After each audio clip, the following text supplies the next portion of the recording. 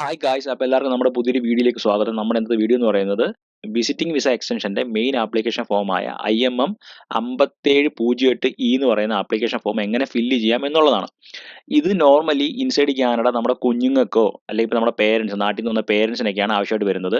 Normally അവരാണ് ഇപ്പോൾ 4 വയസ്സിന് താഴെയുള്ള കുഞ്ഞാണെങ്കിൽ അവരാണ് നാട്ടിൽ നിന്നും വിസിറ്റിംഗ് വിസ വരുന്നത്. അല്ലെങ്കിൽ നമ്മുടെ പേരൻസിനെ കൊണ്ടുവന്നാലും അവർ വിസിറ്റിംഗ് വിസയിലായിരിക്കും. അപ്പോൾ 6 മാസത്തിൽ കൂടുതൽ അവർക്ക് നിൽക്കണം എന്നുണ്ടെങ്കിൽ ഈ വിസ എക്സ്റ്റൻഷൻ അപ്ലൈ ചെയ്യണം. അന്നേരമാണ് ഈ ഫോം നമുക്ക് ആവശ്യമായിട്ട് വരുന്നത്. ഇപ്പോൾ കുഞ്ഞുങ്ങളുടെ കേസ് ആണെങ്കിൽ നമ്മൾ നാട്ടിൽ നിന്ന് കുഞ്ഞുങ്ങളെ കൊണ്ടുവന്നു, നമ്മൾ സ്റ്റഡി പെർമിറ്റ് എക്സ്റ്റെൻഡ് ചെയ്യുമ്പോൾ അവരെയും വിസ എക്സ്റ്റെൻഡ് ചെയ്യണം. അന്നേരം ഈ ഫോം ആവശ്യമായിട്ട് വരും. അതുപോലെ തന്നെ നമ്മൾ post graduate work permit apply ചെയ്യാൻ പോവുകയാണ്, അന്നേരം കുഞ്ഞിൻ്റെ വിസിറ്റിംഗ് വിസ എക്സ്റ്റെൻഡ് ചെയ്യണം. അന്നേരം ഈ ഫോം ആവശ്യമായിട്ട് വരും. അപ്പോൾ നമ്മുടെ വീഡിയോ നിങ്ങൾ ആദ്യമായിട്ടാണ് കാണുന്നതെങ്കിൽ ചാനൽ സബ്സ്ക്രൈബ് ചെയ്യുക, ലൈക്ക് ചെയ്യുക, ഷെയർ ചെയ്യുക. ഇതുപോലുള്ള ഇൻഫോർമേറ്റീവ് ആയിട്ടുള്ള ഒത്തിരി വീഡിയോസ് നമ്മുടെ ചാനൽ അപ്ലോഡ് ചെയ്തിട്ടുണ്ട്. എന്നാൽ ഈ ഫോം ഞാൻ ആൾറെഡി ഫില്ല് ചെയ്ത് വെച്ചിരിക്കുകയാണ്.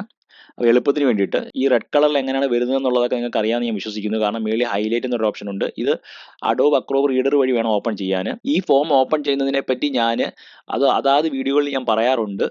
അപ്പം അതെങ്ങനെയാണ് ഓപ്പൺ ചെയ്യുന്നുള്ളത്. ഇത് നമ്മൾ നോർമലി ഓപ്പൺ ചെയ്യുമ്പം ഇതിങ്ങനെ ആയിരിക്കത്തില്ല. അതുകൊണ്ട് നമ്മൾ ഡൗൺലോഡ് ചെയ്തിട്ട് നേരെ ആ ഫോൾഡറിൽ പോയി റൈറ്റ് ബട്ടൺ ക്ലിക്ക് ചെയ്ത് അഡോബ് റീഡർ വഴി ഓപ്പൺ ആക്കിയാൽ മാത്രമേ നമുക്ക് ഇങ്ങനെ കിട്ടത്തുള്ളൂ.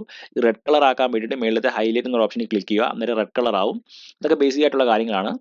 അപ്പോൾ ഈ റെഡ് കളറിൽ കാണുന്ന കാര്യങ്ങൾ മാത്രമാണ് നമുക്ക് മെയിനായിട്ട് ഫില്ല് ചെയ്യേണ്ടത്. അത് മാൻഡറ്ററി ആണ്. ഒരു സ്റ്റാറും കാണും ഇവിടെ മേളിൽ കണ്ടില്ലേ, അത് നമുക്ക് ഒഴിവാക്കാൻ പറ്റാത്തതാണ്. അപ്പോൾ ഞാൻ 1 by 1 ആയിട്ട് പറയാം. അപ്പോൾ നിങ്ങൾ ഈ വീഡിയോ സ്കിപ്പ് ചെയ്യാതെ ആദ്യം മുതൽ അവസാനം വരെ കാണുക. എന്തെങ്കിലും ഡൗട്ട് ഉണ്ടെങ്കിൽ കമൻറ്റിൽ ചോദിക്കുക, ഞാൻ പറഞ്ഞ റിപ്ലൈ തരുന്നതായിരിക്കും. ഓക്കെ, അതിൽ ആദ്യമേ UCI നമ്പറാണ്. ഈ UCI നമ്പർ കൊടുത്താലും കൊടുത്തില്ലെങ്കിലും കുഴപ്പമൊന്നുമില്ല.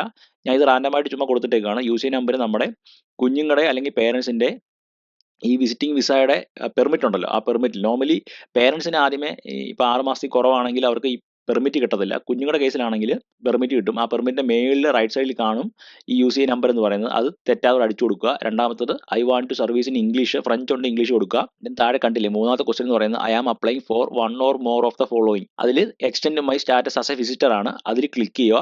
Restore my status as a visitor അതല്ല. പിന്നെ get a new temporary residence permit for അതുമല്ല. അപ്പോൾ ഇതാണ് എൻ്റെ ഓപ്ഷൻ, അതിൽ ക്ലിക്ക് ചെയ്യുക. അടുത്തത് പേഴ്സണൽ ഡീറ്റെയിൽസ് ആണ്. അതിൽ ഫുൾ നെയിം ഞാൻ ഇവിടെ കുട്ടു എന്ന് കൊടുത്തേക്കാണ്. നിങ്ങൾ നിങ്ങളുടെ കുഞ്ഞിൻ്റെ അല്ലെങ്കിൽ പേരൻസിൻ്റെ പാസ്പോർട്ടിൽ നോക്കിയിട്ട് ഫാമിലി നെയിം തെറ്റാതെ കൊടുക്കുക. ഗിവൺ നെയിം ഞാൻ കൊടുത്തത് പാപ്പൻ എന്നാണ്. അപ്പോൾ നിങ്ങളുടെ കുഞ്ഞിൻ്റെ പേര് ഗിവൺ നെയിം പാസ്പോർട്ടിൽ നോക്കി തന്നെ കൊടുക്കുക. അല്ലെങ്കിൽ നിങ്ങളുടെ വിസിറ്റിംഗ് പെർമിറ്റ് ഉണ്ടല്ലോ, വിസ പെർമിറ്റ് ഇല്ല പേപ്പറിൽ കാണും, അത് നോക്കി തെറ്റാതെ കൊടുക്കുക. അടുത്തത് have you ever used any other name ഇല്ല, അപ്പോൾ അതുകൊണ്ട് നോ കൊടുക്കുക. ദെൻ താഴെ വരുമ്പം സെക്സ് ആണ്, ഞാൻ ഇവിടെ മെയിൽ കൊടുത്തു. അതുപോലെ ഡേറ്റ് ഓഫ് ബർത്ത് നിങ്ങൾ പാസ്പോർട്ടിൽ നോക്കി തെറ്റാതെ കൊടുക്കുക. ഞാൻ ഇവിടെ റാൻഡമായിട്ട് ഡേറ്റ് ഓഫ് ബർത്ത് കൊടുത്തു. അടുത്തെന്ന് പറയുന്നത് പ്ലേസ് ഓഫ് ബർത്ത് ആണ്, അത് നമ്മുടെ പാസ്പോർട്ടിലുണ്ട്, അത് നിങ്ങൾ തെറ്റാതെ നോക്കി കൊടുക്കുക. അടുത്തത് കൺട്രി ഓർ ടെറിട്ടറി എന്ന് പറയുന്നത് ഇന്ത്യയാണ്. അപ്പോൾ നിങ്ങളുടെ കൺട്രി ഏതാണെന്നുള്ളത് നിങ്ങൾ നോക്കി കൊടുക്കുക. അടുത്ത സിറ്റിസൺഷിപ്പ് ആണ്, അത് ഇന്ത്യയാണ്. Next current country or territory എന്ന് പറയുന്നത് നമ്മളിപ്പോൾ കാനഡയിലാണ്. അപ്പോൾ ഞാൻ ഇവിടെ കാനഡ കൊടുത്തു. ഇപ്പോൾ സ്റ്റാറ്റസ് എന്ന് പറയുന്നത് ഇതിൽ അതർ ആണ് ഞാൻ ക്ലിക്ക് ചെയ്തത്. എന്നിട്ട് അതറിൽ വിസിറ്റേഴ്സ് എന്ന് പറയുന്നത് വിസിറ്റർ എന്ന് പറയുന്ന ഓപ്ഷൻ ടൈപ്പ് ചെയ്ത് കൊടുക്കുകയാണ് ചെയ്തത്. ഇതിൽ കുറേ ഓപ്ഷൻസ് ഉണ്ട്, സിറ്റിസൺ, പെർമനന്റ് റെസിഡൻസ്, വിസിറ്റർ. ഇതിൽ വിസിറ്റർ കൊടുക്കാം. ഇതിൽ വിസിറ്റർ ക്ലിക്ക് ചെയ്താൽ പിന്നെ ഇവിടെ അതർ വരത്തില്ല. ഈവൻ നിങ്ങളുടെ സ്റ്റാറ്റസ് ഇംപ്ലോയിഡ് സ്റ്റാറ്റസ് ആണ്, ആൾറെഡി അപ്ലൈ ചെയ്തിട്ടുണ്ട്, വീണ്ടും ഒന്നുകൂടെ എക്സ്റ്റെൻഡ് ചെയ്യണമെന്നുണ്ടെങ്കിൽ നിങ്ങൾക്ക് അതർ കൊടുത്തിട്ട് ഇവിടെ ഇംപ്ലോയിഡ് സ്റ്റാറ്റസ് എഴുതി കൊടുക്കാൻ പറ്റും. ഇവിടെ നമ്മൾ സ്റ്റാറ്റസ് അതർ വിസിറ്റർ എന്ന് കൊടുത്താൽ മതി. എന്നിട്ട് ഫ്രം കൊടുക്കാൻ നേരം നിങ്ങൾ എന്നാണ് കാനഡയിൽ ലാൻഡ് ചെയ്തത് ആ ഡേറ്റ് ആണ് കൊടുക്കേണ്ടത്. മറന്നുപോലും, നിങ്ങൾ കാനഡയിൽ ആദ്യമായിട്ട് വന്ന ദിവസമാണ് ഇത്, ആ ഡേറ്റ് ആണ് കൊടുക്കേണ്ടത്. 2 എന്ന് പറയുന്നത് നിങ്ങളുടെ കറണ്ട് വിസ ഉണ്ടല്ലോ, ഇപ്പം നിങ്ങളുടെ നിലവിലുള്ള ഇപ്പോൾ വിസിറ്റിംഗ് വിസ അതെന്നാണ് എക്സ്പയർ ആവുന്നത് നോക്കുക പെർമിറ്റ് എടുത്തിട്ട്, ആ ഡേറ്റ് ആണ് കൊടുക്കേണ്ടത്. പേരൻസിൻ്റെ കേസ് ആണെങ്കിൽ നിങ്ങൾ 6 മാസത്തേക്ക് മാത്രമേ നിങ്ങൾ കാനഡയിൽ സ്റ്റേ ചെയ്യാൻ പറ്റത്തുള്ളൂ. 6 മാസത്തിന് മുമ്പായിരിക്കും നിങ്ങൾ ഇതിന് അപ്ലൈ ചെയ്യുന്നത്. അപ്പോൾ 6ാമത്തെ മാസം എന്നാണ് നിങ്ങളുടെ 6 മാസം ആവുന്നതെന്ന് ജസ്റ്റ് ഒരു കലണ്ടർ എടുത്ത് വെച്ച് കണക്ക് കൂട്ടിയിട്ട് ആ ദിവസം കൊടുക്കുക. ഒരു ദിവസം മുമ്പ് കൊടുത്താലും കുഴപ്പമൊന്നുമില്ല. പക്ഷേ 6 മാസത്തിൽ കൂടുതൽ കൊടുക്കരുത്. കാരണം നമുക്ക് ലീഗലി 6 മാസത്തിനുള്ളിൽ നമുക്ക് പേരൻസിന് കാനഡയിൽ സ്റ്റേ ചെയ്യാൻ ഒരു അറ്റ് എ ടൈമിൽ സ്റ്റേ ചെയ്യാൻ പറ്റത്തുള്ളൂ.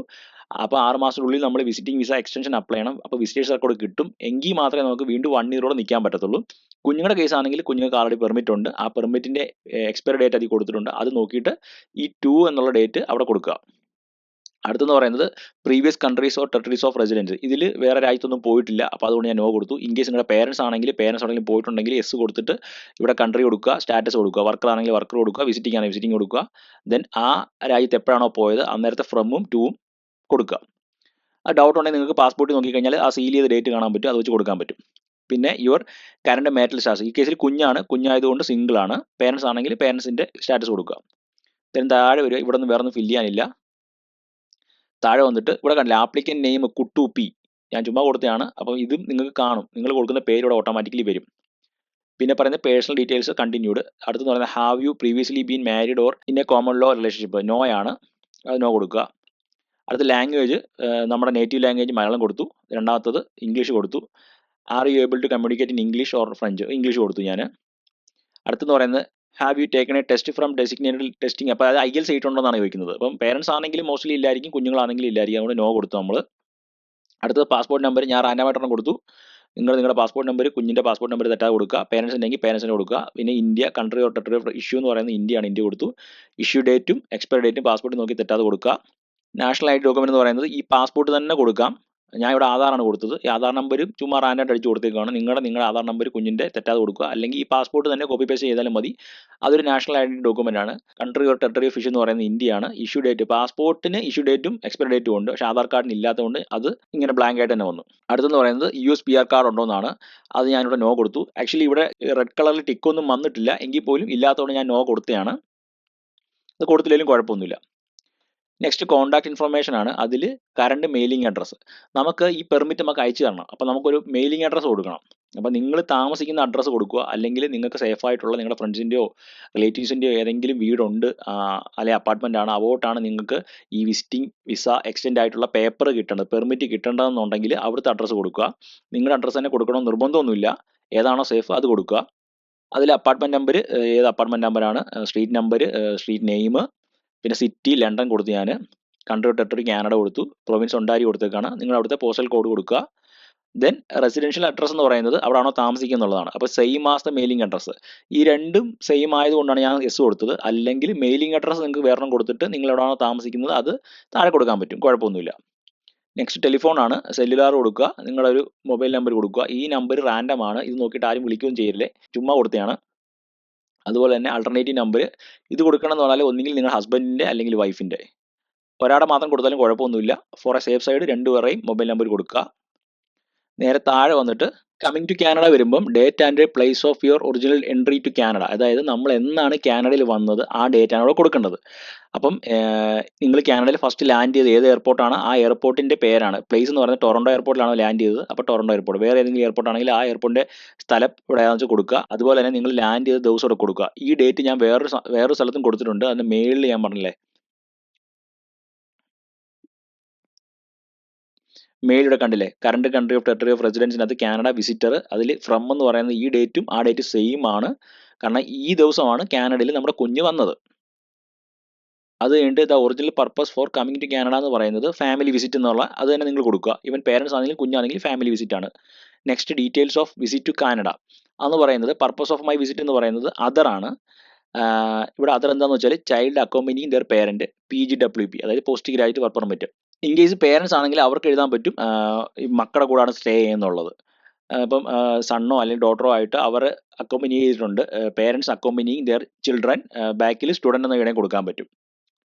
ഇവൻ നിങ്ങൾ സ്റ്റഡി പെർമിറ്റ് എക്സ്റ്റെൻഡ് ചെയ്യുമ്പോഴാണ് നിങ്ങളുടെ കുഞ്ഞിൻ്റെ എക്സ്റ്റെൻഡ് ചെയ്യുന്നതെങ്കിലും നിങ്ങളുടെ ഈ PGWP മാറ്റിയിട്ട് സ്റ്റുഡൻ്റ് എന്ന ഓപ്ഷൻ കൊടുത്താൽ മതി, കുഴപ്പമൊന്നുമില്ല. പിന്നെ indicate how long you plan to stay, അത് ഇതെന്ന് പറയുന്നത് ഫ്രം എന്ന് പറയുന്നത് നിങ്ങൾ ഇന്നാണ് അപ്ലൈ ചെയ്യുന്നതെങ്കിൽ നാളത്തെ ഡേറ്റ് വേണം കൊടുക്കാൻ, പ്രീവിയസ് ഡേറ്റ് കൊടുക്കരുത്. കാരണം നമുക്ക് ആൾറെഡി പെർമിറ്റ് ഉണ്ട്, നമ്മൾ പ്ലാൻ ചെയ്യുകയാണ് ഫ്യൂച്ചറിൽ, വിസിറ്റിംഗ് വിസയാണ്, അത് എക്സ്റ്റൻഷൻ ആണ്, ഫ്യൂച്ചർ പ്ലാൻ ചെയ്യുകയാണ് നമ്മൾ, കുറച്ചും കൂടെ മുന്നോട്ട് നമുക്ക് കാനഡയിൽ സ്റ്റേ ചെയ്യാനുള്ള പെർമിഷൻ ചോദിക്കുകയാണ്. അപ്പോൾ അതുകൊണ്ട് ഫ്യൂച്ചറിലായിട്ടുള്ള ഡേറ്റ് മാത്രമേ കൊടുക്കാൻ പാടുള്ളൂ. പക്ഷേ നിങ്ങളുടെ കറണ്ട് പെർമിറ്റ് എക്സ്പയർ ആവുന്നതിന് മുമ്പുള്ള ഡേറ്റ് വേണം കൊടുക്കാൻ. അപ്പോൾ നിങ്ങൾ ഇന്ന് അപ്ലൈ ആണെങ്കിൽ നാളത്തെ ഡേറ്റ് കൊടുത്താലും കുഴപ്പമൊന്നുമില്ല, പക്ഷേ ഇന്നത്തെ ഡേറ്റ് കൊടുക്കരുത്. 2 എന്ന് പറയുന്നത് നിങ്ങളുടെ പെർമിറ്റ് എന്നാണ് എക്സ്പയർ ആവുന്നത്. നിങ്ങളുടെ പെർമിറ്റ് എന്ന് വെച്ചാൽ നിങ്ങളുടെ കുഞ്ഞിൻ്റെ വിസിറ്റിംഗ് സ്റ്റാറ്റസ് എന്നാണ് എക്സ്പയർ ആവുന്നത്. നിങ്ങൾ അപ്ലൈ ചെയ്യുമ്പോൾ ഒരു 30 ദിവസത്തിന് മുമ്പായിരിക്കും അപ്ലൈ ചെയ്യുന്നത്. അപ്പം ചിലർ ഒരു 3 മാസം മുമ്പേ അപ്ലൈ ചെയ്യും. എങ്ങനെയാണെങ്കിലും നിങ്ങളുടെ കറണ്ട് സ്റ്റാറ്റസ് എന്നാണ് എക്സ്പയർ ആവുന്നത് ആ ഡേറ്റ് വേണം ഇവിടെ കൊടുക്കാൻ. ഓക്കെ, ഞാൻ ഈ ഡേറ്റിൻ്റെ കാര്യം പറയുമ്പോൾ കുറേ പേർക്കെങ്കിലും ഡൗട്ട് ഉണ്ടായിരിക്കും, അപ്പോൾ ഞാനതൊന്നും എക്സ്പ്ലെയിൻ ചെയ്തു തരാം. ഇവിടെ കൊണ്ട് നമ്മൾ ജസ്റ്റ് മൗസ് വയ്ക്കാൻ നേരം അവിടെ അവർ പറയുന്നുണ്ട് question to indicate how long you plan to stay to date the date of your departure from Canada. അപ്പോൾ കാനഡയിൽ നിന്ന് നിങ്ങൾ ഡിപ്പാർച്ചർ ആവുന്ന ഡേറ്റ് ആണ് അവർ ഉദ്ദേശിക്കുന്നത്. അപ്പോൾ ഞാൻ പറഞ്ഞായിരുന്നു നിങ്ങളുടെ കുഞ്ഞിൻ്റെ കേസിൽ വിസിറ്റിംഗ് വിസയുടെ എക്സ്പയറി ഡേറ്റ് ആണ് ഇവിടെ കൊടുക്കേണ്ടതെന്ന് പറഞ്ഞായിരുന്നു. കാരണം നമ്മൾ കുഞ്ഞിൻ്റെ വിസിറ്റിംഗ് വിസ സെപ്പറേറ്റ് അപ്ലൈ ചെയ്യുമ്പോൾ വേറെ രീതിയിലായിരിക്കും. സെപ്പറേറ്റ് അപ്ലൈ ചെയ്യുന്ന കേസിലാണെങ്കിൽ ആൾറെഡി മെയിൻ ആപ്ലിക്കൻ്റ് അപ്പം പേരൻസിന് അവർ ഒരു സ്റ്റഡി പെർമിറ്റ് എക്സ്റ്റെൻഡ് ചെയ്ത് കിട്ടിക്കാണും, അല്ലെങ്കിൽ പോസ്റ്റ് ഗ്രാജുവേറ്റ് വർക്ക് പെർമിറ്റ് കിട്ടിക്കാണും. അപ്പോൾ അതിനൊരു എക്സ്പയറി ഡേറ്റ് ഉണ്ട്. ആൾറെഡി നിങ്ങൾക്ക് പെർമിറ്റ് കിട്ടിയ ആളാണെങ്കിൽ അത് വെച്ചാണ് കുഞ്ഞിൻ്റെ വിസിറ്റിംഗ് വിസ എക്സ്റ്റെൻഡ് ചെയ്യുന്നുണ്ടെങ്കിൽ നിങ്ങൾക്കൊരു ഫൈനൽ ഡേറ്റ് നിങ്ങളുടെ ഉണ്ട്. പേരൻസിൻ്റെ എക്സ്പയറി ഡേറ്റ്, അതായത് വർക്ക് പെർമിറ്റിൻ്റെ സ്റ്റഡി പെർമിറ്റ് എക്സ്പയറി ഡേറ്റ് ആണ് ഇവിടെ കൊടുക്കേണ്ടത്. അങ്ങനല്ല, നിങ്ങൾ ഒരുമിച്ച് അപ്ലൈ ചെയ്യാൻ പോവാണ്. അപ്പോൾ നിങ്ങൾക്കറിയാം നിങ്ങൾക്ക് 3 വർഷം ഈ പറഞ്ഞ പോസ്റ്റ് ഗ്രാജുവേറ്റ് പെർമിറ്റ് കിട്ടുമെന്ന് അറിയാം. സ്റ്റഡി പെർമിറ്റ് ആണെങ്കിൽ നിങ്ങൾക്ക് ഉദ്ദേശ കണക്ക് കാണും എന്ന് കിട്ടും എന്നുള്ളത്. പക്ഷേ നമുക്ക് എന്നാണ് കിട്ടുക എന്നുള്ളതിൻ്റെ ഒരു എക്സാക്ട് ഡേറ്റ് അറിയത്തില്ല. ഐ മീൻ വിസ ഓഫീസറാണ് തീരുമാനിക്കുന്നത് നിങ്ങൾക്ക് എന്ന് വരെ നിങ്ങൾക്ക് വർക്ക് പെർമിറ്റ് തരണം, അല്ലെങ്കിൽ സ്റ്റഡി പെർമിറ്റ് എന്ന് വരെ തരണം എന്നുള്ളത്. അപ്പം ഫൈനൽ ഡേറ്റ് നിങ്ങൾക്ക് അറിയത്തില്ല, നിങ്ങൾ അപ്ലൈ ചെയ്യാൻ പോകുന്നതേ ഉള്ളൂ. അപ്പം നിലവിൽ നിങ്ങൾ കുഞ്ഞിൻ്റെ കേസിൽ കൊടുക്കേണ്ടതെന്ന് പറഞ്ഞു കഴിഞ്ഞാൽ ഇപ്പോൾ കറൻ്റ്ലി ഉള്ള വിസിറ്റിംഗ് വിസയുടെ എക്സ്പയറി ഡേറ്റ് കൊടുക്കുക, കുഴപ്പമൊന്നുമില്ല. നിങ്ങൾക്ക് പെർമിറ്റ് കിട്ടുന്നതനുസരിച്ച് അവർക്കും കിട്ടും. നമുക്ക് അറിയാത്തതുകൊണ്ടാണ് അങ്ങനെ കൊടുക്കുന്നത്. ഇനി പേരൻസിന്റെ കേസിലാണെങ്കിൽ 6 മാസത്തിന് ശേഷം നിൽക്കണമല്ലോ, 1 ഇയറും കൂടെ നമുക്ക് കിട്ടും. വിസിറ്റേഴ്സ് റെക്കോർഡ് 1 ഇയറും കൂടെ കൂടുതൽ കിട്ടും പേരൻസിന്. അപ്പം നെക്സ്റ്റ് 1 ഇയറിനുള്ളിലുള്ള ഏതെങ്കിലും ഒരു ഡേറ്റ് കൊടുക്കുക. കാരണം അവർക്ക് പെർമിറ്റ് കയ്യിലില്ല. 6 മാസം എന്നുള്ളത് ഒരു ഇമാജിനറി ആണ്. ഇമാജിനറി അല്ല, നമ്മൾ ജസ്റ്റ് ഒരു കണക്ക് കൂട്ടി 6 മാസത്തിനുള്ളിൽ തിരിച്ച് നാട്ടിൽ പോകണം എന്നുള്ളതാണ്. 6 മാസം മുമ്പ് വീണ്ടും അപ്ലൈ ചെയ്യണം എന്നുള്ളതാണ് ഒരു റൂള്. അപ്പോൾ വീണ്ടും 1 ഇയറോടെ നമുക്ക് നിൽക്കാൻ പറ്റും. അപ്പോൾ നെക്സ്റ്റ് 1 ഇയറോടെ നിങ്ങൾ കലണ്ടറിൽ നോക്കിയിട്ട് കണക്കാക്കിയിട്ട് അതിനുള്ളിൽ ഒരു ഡേറ്റ് കൊടുക്കുക. അപ്പം ഇത് നിങ്ങൾക്ക് മനസ്സിലായെന്ന് ഞാൻ വിശ്വസിക്കുന്നു. ഈ ഡേറ്റ് ഞാൻ എന്തുകൊണ്ടാണ് അങ്ങനെ കൊടുത്തതെന്നുള്ളത്. നിങ്ങൾക്ക് മനസ്സിലായിട്ടില്ലെങ്കിൽ നിങ്ങൾ കമൻറ്റിൽ ചോദിക്കുക, ഞാൻ വീണ്ടും എക്സ്പ്ലെയിൻ ചെയ്യാൻ തയ്യാറാണ്. അല്ലെങ്കിൽ ഇൻസ്റ്റാഗ്രാമിൽ മെസ്സേജ് അയക്കുക, ഞാൻ അതിന് റിപ്ലൈ തരാം. അടുത്തെന്ന് പറയുന്നത് ഞാനൊരു 15,000 കനേഡിയൻ ഡോളർ കാണിക്കുന്നുണ്ട്. Funds available for my stay. ഒരു കുഞ്ഞ് മാത്രമേ ഉള്ളെങ്കിൽ ഇത്രയും കാണിക്കണമെന്നില്ല, ഒരു 10,000 ആ റേഞ്ചിലേക്ക് കാണിച്ചാൽ മതി. അപ്പോൾ ഡിപ്പെൻസ്, നിങ്ങൾ ഫാമിലി ആയിട്ടാണ് അപ്ലൈ ചെയ്യുന്നത്, വൈഫും കുഞ്ഞിനും കൂടെ ചേർത്തിട്ട് നിങ്ങൾ പോസ്റ്റ് ഗ്രാജുവേറ്റ് പെർമിറ്റ് അപ്ലൈ ചെയ്യാൻ നേരം സബ്മിറ്റ് ചെയ്യുകയാണെങ്കിൽ അറ്റ്ലീസ്റ്റ് ഒരു 10,000 മേലെങ്കിലും കാണിക്കുക. ഇത് ഞാൻ അപ്ലൈ ചെയ്ത സമയത്ത് 15,000 ഡോളർ കാണിച്ചായിരുന്നു. അപ്പം ഇവിടെ പറയുന്നുണ്ട് my expenses in Canada will be paid by parents. Even ഇപ്പോൾ പേരൻസിനാണ് അപ്ലൈ ചെയ്യുന്നുണ്ടെങ്കിൽ അവർക്ക് മൈസെൽഫ്, ഇവിടെ ഓപ്ഷൻ ഉണ്ട്, മൈസെൽഫ് എന്നൊരു ഓപ്ഷൻ ഉണ്ട്, അത് കൊടുക്കാം. കുഞ്ഞായതുകൊണ്ട്, കുഞ്ഞ് 4 വയസ്സേ ഉള്ളൂ, താഴെയാണ്. അപ്പോൾ അതുകൊണ്ട് അവർക്ക് സ്വന്തമായിട്ട് പറ്റത്തില്ല, അതുകൊണ്ട് പേരൻസ് ആണ് പേ ചെയ്യുന്നത്. നെക്സ്റ്റ് എന്ന് പറയുന്നത് name, address and relationship of any person or institution I will visit. ഇതിൽ നിങ്ങൾക്ക് ഒരു കമ്പനിയുടെ പേര് വേണമെങ്കിൽ കൊടുക്കാം, ഒരാളുടെ പേര് വേണമെങ്കിൽ കൊടുക്കാം. ഇപ്പം നോർമലി കുഞ്ഞായതുകൊണ്ട് അച്ഛൻ്റെ അമ്മയുടെ പേര് കൊടുക്കുക. ഞാൻ ഇവിടെ പപ്പൂന്ന് ചുമ്മാ കൊടുത്തതാണ്. എന്നിട്ട് റിലേഷൻഷിപ്പ് ഞാൻ ഫാദർ എന്ന് പറഞ്ഞു, എന്നിട്ട് അഡ്രസ്സ് കൊടുത്തു. ഇത് റാൻഡമായിട്ട് അഡ്രസ്സ് കൊടുത്തതാണ്. നിങ്ങളുടെ അഡ്രസ്സ് കൊടുക്കുക. അപ്പോൾ നിങ്ങളുടെ ഫാദറിൻ്റെ കേസ് ആണെങ്കിലും ഫാദറിന് പറയാം മക്കളെയാണ് വിസിറ്റ് ചെയ്യാൻ വരുന്നത്, അപ്പം മക്കളുടെ ആരെങ്കിലും പേര് കൊടുത്തിട്ട് പറയുക, സണ്ണാണെന്ന് പറയുക അല്ലെങ്കിൽ ഡോട്ടറാണെന്ന് പറയുക, എന്നിട്ട് അവർ അഡ്രസ്സ് കൊടുക്കുക. നമുക്ക് വീണ്ടും ഒന്നോട് ആഡ് ചെയ്യാൻ പറ്റും. ഇനിയല്ല നിങ്ങൾ വേറെ ഏതെങ്കിലും കമ്പനിയിലാണ്ട് പോകുന്നതെങ്കിൽ കമ്പനിയുടെ പേര് കൊടുത്താലും കുഴപ്പമൊന്നുമില്ല. എഡ്യൂക്കേഷൻ എന്ന് പറയുന്നത് കുഞ്ഞായതുകൊണ്ട് have you had any post secondary education, no ആണ്. സ്കൂളിലൊന്നും പോയിട്ടില്ല ഇതുവരെ. സ്കൂളിൽ പോയിട്ടുണ്ടെങ്കിൽ ഇപ്പോൾ പേരൻസ് ഒക്കെ ആണെങ്കിൽ വേണമെങ്കിൽ എസ് കൊടുത്തിട്ട് ഫ്രമും ടൂവും കൊടുത്ത് ഫീൽഡ് ഓഫ് സ്റ്റഡിയും കാര്യങ്ങളൊക്കെ നമുക്ക് ഫില്ല് ചെയ്തെടുക്കാം, കുഴപ്പമൊന്നുമില്ല. പക്ഷേ ഈ പറഞ്ഞ റെഡ് കളറിൽ കാണിക്കാത്തത് കൊണ്ട് അത് കൊടുക്കേണ്ട ആവശ്യമില്ല. ഇത് എസ് കൊടുത്താൽ ഇവിടെ റെഡ് കളർ വരും, കണ്ടോ. അപ്പം ഞാൻ എസ് കൊടുക്കുന്നില്ല, നോ ആയതുകൊണ്ടാണ് അവിടെ റെഡ് കളർ വരാത്തത്. പിന്നെ എംപ്ലോയ്മെൻറ്റ് കേസിൽ ഇത് ഞാൻ പറയുന്നത് ഫസ്റ്റ് കാനഡയിൽ വന്ന ദിവസം ഉണ്ടല്ലോ, ആ ദിവസമാണ് അവിടെ കൊടുക്കേണ്ടത്. ഏത് വർഷമാണ് വന്നത് അത് കൊടുത്തു, ഏത് മന്താണ് വന്നത് അതും കൊടുത്തു. കറണ്ട് ആക്ടിവിറ്റി എന്ന് പറയുന്നത് ചൈൽഡ് ഈസ് അക്കോമ്പനിങ് ഹിസ് പേരൻ്റ് ആണ്. പിന്നെ പറയുന്നത് company employer or facility name എന്ന് പറയുന്നത് ആപ്ലിക്കൻ്റ് ഈസ് എ ടോട്ടലർ. അപ്പോൾ ഇതുപോലെ നിങ്ങൾക്ക് ഫില്ല് ചെയ്ത് കൊടുക്കാൻ പറ്റും. ഈവൻ നിങ്ങളുടെ പേരൻസിൻ്റെ കേസ് ആണെങ്കിൽ അതനുസരിച്ച് നിങ്ങൾ ഫില്ല് ചെയ്യുക. സിറ്റി ലണ്ടൻ ആണ്, കൺട്രി കാനഡയാണ്, പ്രൊവിൻസ് ഒണ്ടാരിയോ ആണ്. ഓക്കെ, വീണ്ടും താപ്പോട്ട് വരുമ്പം ഇത് കണ്ടില്ലേ, ബാക്ക്ഗ്രൗണ്ട് ഇൻഫർമേഷൻ. ഇത് നിങ്ങൾ ക്ലിയർ ആയിട്ട് വായിച്ച് നോക്കിയിട്ടേ കൊടുക്കാവൂ. കാരണം ഞാൻ ഈ നോ എസ് എന്നൊക്കെ പറയുന്ന പോലെ നിങ്ങൾ ഇത് വീഡിയോ നോക്കിയിട്ട് എസ് നോ എന്നും കൊടുക്കരുത്. കാരണം ചിലർക്ക് എസ് ആയിരിക്കും, ചിലർക്ക് നോ ആയിരിക്കും. അതുകൊണ്ട് കംപ്ലീറ്റ്ലി വായിച്ച് നോക്കുക. ഞാൻ എന്തായാലും എക്സ്പ്ലെയിൻ ചെയ്യാം. Within the past 2 years have you or A family member ever had tuberculosis, ഇല്ല, നോ ആണ്. Do you have any physical or mental disorder, അത് നോ ആണ്. അടുത്തതിൽ have you ever remained beyond the validity of your status. അപ്പോൾ കാനഡയിൽ നിങ്ങളുടെ status expire ആയതിനു ശേഷവും സ്റ്റേ ചെയ്തിട്ടുണ്ടെങ്കിൽ നിങ്ങളുടെ എസ് കൊടുക്കുക, എന്നിട്ട് അതിന് എക്സ്പ്ലനേഷൻ അവിടെ കൊടുക്കുക. നോ ആണെങ്കിൽ നോ കൊടുക്കുക. ഞാൻ ഇവിടെ നോ കൊടുത്തു, അങ്ങനെ ചെയ്തിട്ടില്ല. ചിലരൊക്കെ സംഭവിക്കാറുണ്ട്. ഇപ്പോൾ റീസ്റ്റോറേഷൻ സ്റ്റാറ്റസ് ഒക്കെ ചെയ്തവരൊക്കെ ഉണ്ടെങ്കിൽ ചിലപ്പോൾ അങ്ങനെ ഇരിക്കാം, നമുക്ക് ഇവിടെ എക്സ്പ്ലനേഷൻ എഴുതി കൊടുക്കാൻ പറ്റും. നിങ്ങൾ ഒരിക്കലും കള്ളം പറയരുത്, സത്യസന്ധമായിട്ടുള്ള റിപ്ലൈ നിന്നോട് കൊടുക്കുക. നെക്സ്റ്റ് എന്ന് പറയുന്നത് have you ever been refused a visa or a permit, denied entry or a ordered to leave Canada or any other country or territory. ഈ കേസിൽ നോ ആണ്, ഞാൻ നോ കൊടുത്തു. അടുത്തല്ലേ have you previously applied to enter or remain in Canada, yes ആണ്. അതിവിടെ പറയുന്നുണ്ട്. ഇതിലുള്ള രണ്ടിൻ്റെ സി എന്ന് ഞാൻ കൊടുത്തിട്ട് എഴുതുക. Applied for visitor visa from India and got approved in India, applied for extension in Canada. ഇതുപോലെ നിങ്ങളും എക്സ്പ്ലെയിൻ ചെയ്ത് കൊടുക്കുക. അടുത്തെന്ന് പറയുന്നത് have you ever committed being arrested four or being charged. Okay, ആ കേസ് നോ ആണ്. നോ കൊടുത്തു. അടുത്തെന്ന് പറയുന്നത് did you serve in any military, okay അത് നമ്മൾ നോ ആണ്, നോ കൊടുത്തു. വീണ്ടും താഴെ വരിക, background information continued, are you or have you ever been A member of associate with this political party, okay അതില്ല, അതുകൊണ്ട് ഞാൻ നോ കൊടുത്തു. അടുത്ത have you ever witnessed or participated in the ഇൽ ട്രീറ്റ്മെന്റ്, ഓക്കെ അതും ഇല്ല, നോ കൊടുത്തു. നേരെ താഴെ വന്നിട്ട് സിഗ്നേച്ചർ ആണ്. അപ്പം നിങ്ങൾ സിഗ്നേച്ചർ ചെയ്യുമ്പം പേരന്റ് സിഗ്നേച്ചർ കൊടുക്കേണ്ടത്, signature of applicant or parent. ഇപ്പം കുഞ്ഞായതുകൊണ്ട് സിഗ്നേച്ചർ ഇടുമ്പോൾ പേരൻസ് ആണ് ഇടേണ്ടത്. കാരണം അവർ പറയുന്നുണ്ട് ഒന്നുകിൽ ആപ്ലിക്കന്റ് ഇടാം, അല്ലെങ്കിൽ പേരന്റ് ഇടാം, അല്ലെങ്കിൽ ലീഗൽ ഗാർഡിയൻ ഇടാൻ പറ്റും. ഇപ്പം നമ്മുടെ പേരൻസിന് വേണ്ടി നമ്മൾ അപ്ലൈ ആണ്, അല്ലെങ്കിൽ അവർ തന്നെത്താനാണ് അവരുടെ GCK വഴി അവർ അപ്ലൈ ചെയ്യുന്നെങ്കിൽ അവരുടെ പേരിട്ടിട്ട് ഡേറ്റ് ഇടുക. ഈ ഡേറ്റ് ഇടുമ്പോഴും നിങ്ങൾ അപ്ലൈ ചെയ്തതിന് ശേഷമുള്ള ഡേറ്റ് കൊടുക്കരുത്. സിഗ്നേച്ചർ ഇടുന്നത് എപ്പോഴും കുറച്ച് നേരത്തെ ആയിരിക്കുമല്ലോ. ഇവിടെ ഒരു ക്വസ്റ്റ്യൻ നോ കൊടുത്തിട്ടുണ്ടായിരുന്നു. ഇതെന്ന് പറയുന്ന ഒരു റിവ്യൂ പോലാണ്. Do you concern to be contacted by CCI, അതെന്ന് പറയുന്ന അവരുടെ ഒരു റിവ്യൂക്ക് വേണ്ടിയാണ്. നിങ്ങൾക്ക് നോ കൊടുത്താലും യെസ് കൊടുത്താലും കുഴപ്പമൊന്നുമില്ല. ഞാൻ അവിടെ നോ കൊടുത്തു. നേരെ താഴെ വന്നിട്ട് അതിന് മുമ്പ് നിങ്ങളൊന്ന് സേവ് ചെയ്യണം കേട്ടോ. മേളിൽ സേവ് ബട്ടണിൽ ക്ലിക്ക് ചെയ്ത് സേവ് ചെയ്യുക. ഇത്രയും കൊടുത്ത കാര്യങ്ങൾ. അപ്പോൾ ഒരു വാച്ചിൻ്റെ സിമ്പിൾ കാണിക്കും, അതിനർത്ഥം സേവിങ് ആവുന്നുണ്ടെന്നാണ്. കണ്ടില്ലേ ഒരു വാച്ച് വരുന്നത്. അപ്പോൾ നിങ്ങൾ വെയിറ്റ് ചെയ്യുക, വേറെ ഒന്നും ചെയ്യരുത്. നെക്സ്റ്റ് നിങ്ങൾ വാലിഡേറ്റ് ചെയ്യുക. വാലിഡേറ്റ് ചെയ്യുമ്പോഴേ ഒരു വാച്ചിൻ്റെ സിമ്പിൾ വരും. വാലിഡേഷൻ കംപ്ലീറ്റഡ് സക്സസ്ഫുള്ളി, അപ്പോൾ ഓക്കെ കൊടുക്കുക. കണ്ടോ, അപ്പോൾ കുറേ ബാർകോഡ് വന്നുണ്ടോ. ഈ ബാർകോഡ് വന്നാൽ മാത്രമേ നിങ്ങളുടെ ഈ പറഞ്ഞ ആപ്ലിക്കേഷൻ കംപ്ലീറ്റ് ആവത്തുള്ളൂ. ഈ ബാർകോഡ് വന്നില്ലെങ്കിൽ എന്തോ മിസ്റ്റേക്ക് ഉണ്ട്, എവിടെയോ എറർ ഉണ്ട്, അവർ കാണിക്കും. നേരെ അങ്ങോട്ട് പോവുക, അത് വീണ്ടും റെക്ടിഫൈ ചെയ്തിട്ട് ചേഞ്ച് ചെയ്യുക. ഇത് വന്നാൽ നിങ്ങൾ സേഫാണ്, നിങ്ങൾ ചെയ്ത കാര്യങ്ങളെല്ലാം കറക്റ്റാണ്. ഇത് വന്നിട്ട് വീണ്ടും സേവ് ചെയ്യുക. ഒരു കാരണവശാലും ഇത് ക്ലോസ് ചെയ്യരുത്, സേവ് ചെയ്യാൻ മറന്നു പോകരുത്. വീണ്ടും സേവ് ചെയ്യുക. എന്നിട്ട് ഇത് നിങ്ങളുടെ IRCTCയുടെ അക്കൗണ്ടിൽ ഏത് ഡോക്യുമെൻ്റ് ആണ് എവിടെയാണ് ചോദിച്ചേക്കുന്നത് എന്നുള്ളത് നോക്കിയിട്ട് അവിടെ അപ്ലോഡ് ചെയ്ത് കൊടുക്കുക. ഇത്രയും കാര്യങ്ങളാണ് ഈ ഫോമുമായിട്ട് ബന്ധപ്പെട്ട് പറയാനുള്ളത്.